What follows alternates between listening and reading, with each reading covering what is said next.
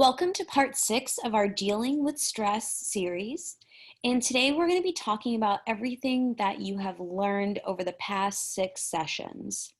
So we are going to play a little trivia game, and it's going to test your knowledge of coping skills, emotions, unhealthy coping, stress and anxiety, and self-esteem. So the 5 main topics that we covered throughout the past couple sessions. So question 1 is going to be a coping skills category. So name 3 self-love coping skills.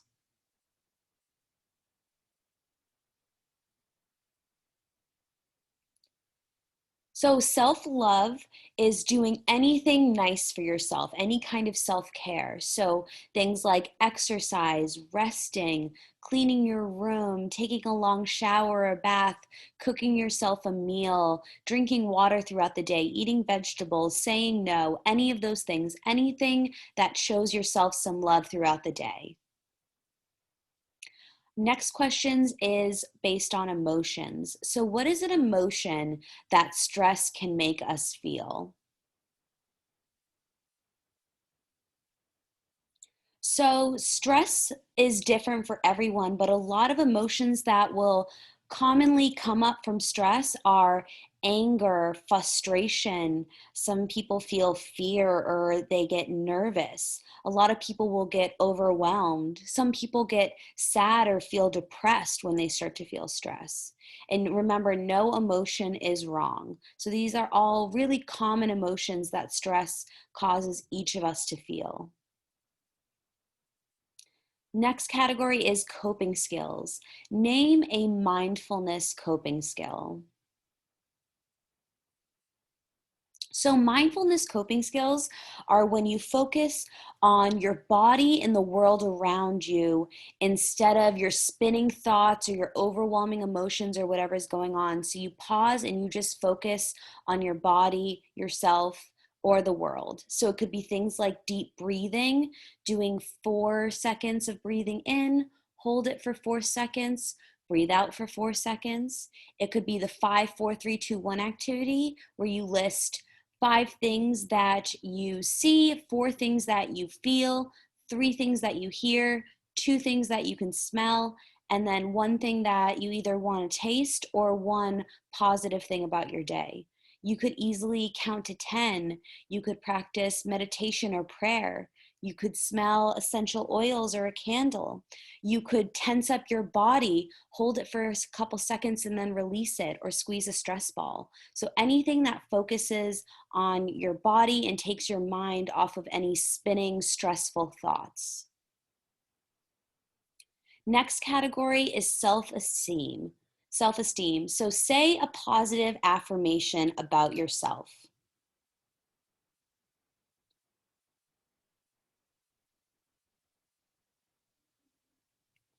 So again, positive affirmations are anything that is positive or kind that we can say about yourselves. So I am smart, I am kind, I am strong, I am beautiful, I deserve love, I deserve friendship, or I can graduate, I can achieve my goals.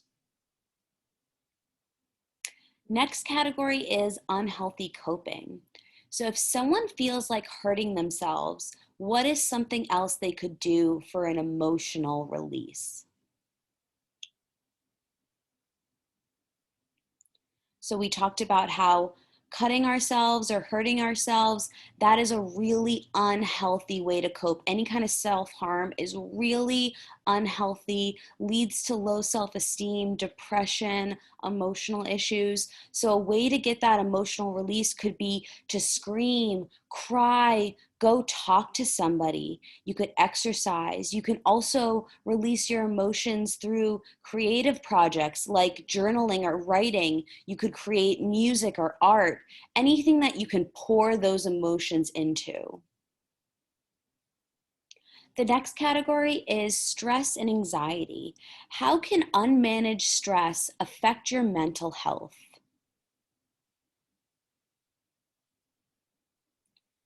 So, unmanaged stress can lead to things like depression, anxiety, low self-esteem. It can also lead to anger problems. If when we get stressed, we always feel angry and we never deal with that, you're going to have anger problems as well. So, it can lead to a lot of negative long-term effects. Next category is coping skills. Name 2 helping others or spreading positivity coping skills. So we can spread positivity, we can help others by texting a friend and saying that you care, spending a little time and playing with your pet. You can volunteer at an animal shelter, a soup kitchen, community garden. You could cook your family dinner or clean up after a family dinner, do the dishes. Any random acts of kindness that show that you care about other people. It really helps others and it helps ourselves. So, emotions. What is the best way to work through negative emotions? The best way to work through negative emotions.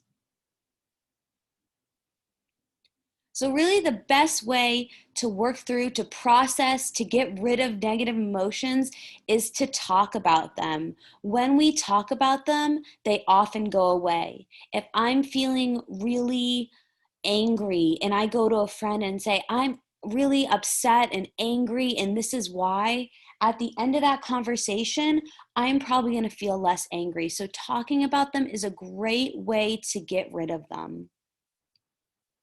Unhealthy coping. What is the difference between healthy and unhealthy coping? What's the big difference between these two?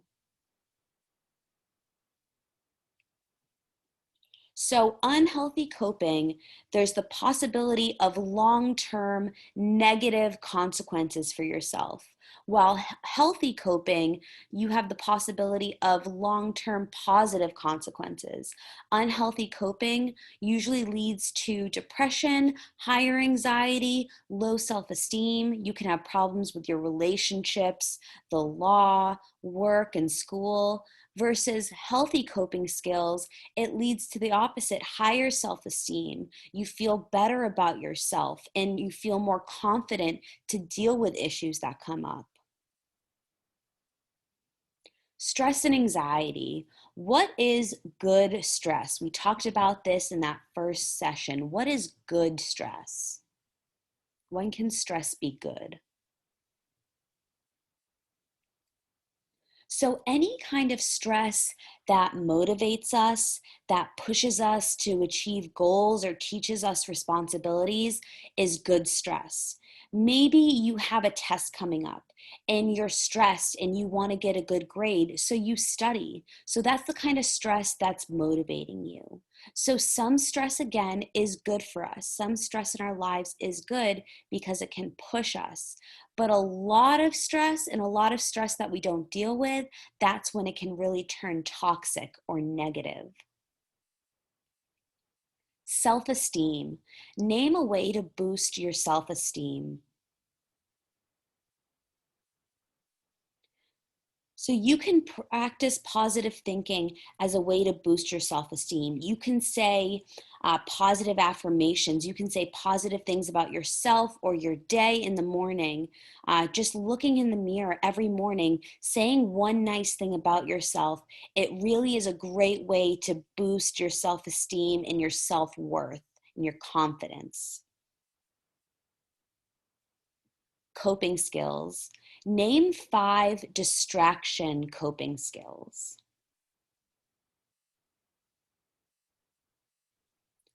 So again, this is kind of the easiest type of coping because we all know how to do these things. So exercising, watching a movie, reading, playing a video game, cook, color, create art, listen to music, go for a walk, journal, see your friends, go hang out with your friends for a little bit. Anything that can take your mind off of what is stressing you out. And remember, with distraction, you take a minute, you do something that recenters yourself, gets you in a good place, and then you go back to the situation. So that's the end of our trivia game. And as a wrap up, it's so important to have different coping skills for different situations.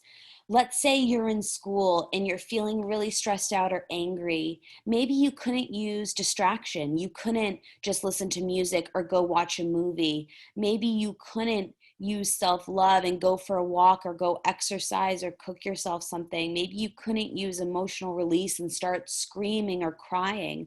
But what could you do? You could practice some mindfulness. You could practice some positive thinking. So every situation is going to need a different type of coping skills. So you want to try to develop as many as you can so you can succeed in as many situations as come up in your life. And the big important thing to remember as well is that healthy coping, it takes practice. We are not born knowing how to cope in healthy ways. So it's something that you do need to learn throughout your life.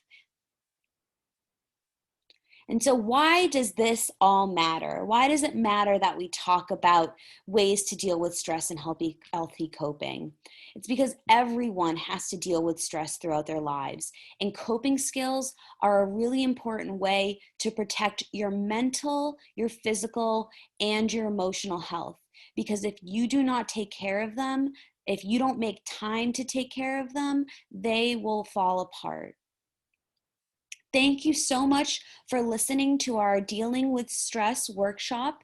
If you have any questions, please feel free to reach out to us on our social media channels.